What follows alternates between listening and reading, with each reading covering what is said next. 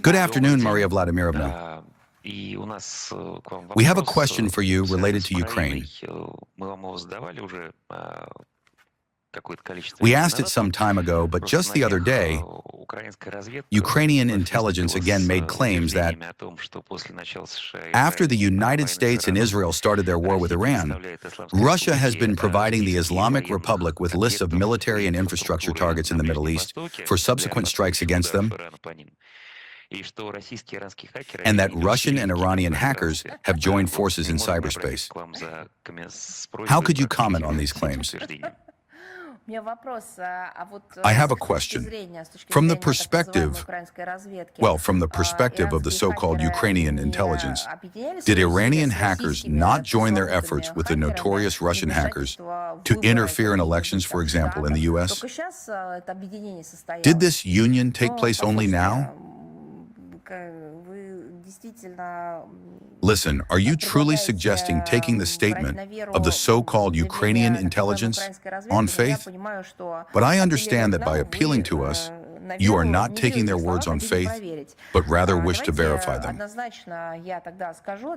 Well, let me just say this clearly then. In response to your question, I will say unequivocally that the claims regarding some kind of joint efforts by Russian and Iranian hackers, as you put it, are yet another lie, in this case spread by the Kiev regime, or rather by Kiev's, so to speak, terrorist groups, or whatever you want to call them. And the irony is, who is making these kinds of statements?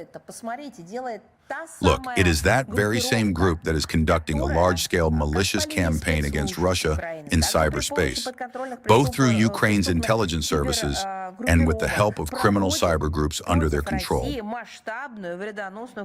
I am not talking about the information space right now. I am specifically referring to cyberspace in direct response to your question.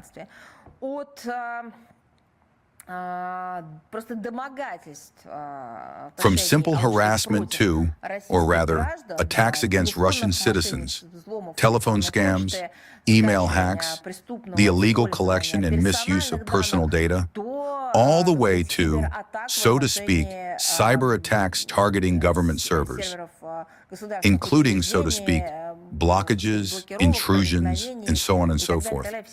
Everything they do. That's what they were talking about. Some, yes, as you said, hacker manipulations. And they're accusing someone of something. After all, everything criminal they do, particularly in the cyber environment, they do openly. At the same time, they openly boast about attempts to carry out digital sabotage. But now we understand that all of this began long before. It was not Russian scammers who, long before 2022, introduced themselves as employees of banks or government agencies. These were the very same call centers managed by representatives of Ukrainian or Western intelligence services using Russian-speaking citizens, including those from Ukraine. Now everyone knows that these call centers are located on the territory of Ukraine as well. Many have been discovered in other regions, on other continents, specifically in Southeast Asia, where people are held by force, kidnapped by force, and compelled to work there as cyber criminals, not even hackers. Now they are beginning to be liberated. We are speaking about these examples as well.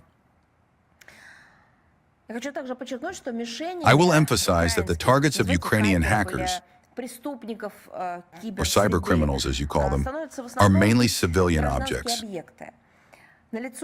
This is a blatant violation of the rules for responsible behavior of states in the field of using information and communication technologies agreed upon at the United Nations. Why do I think this is applicable in this case?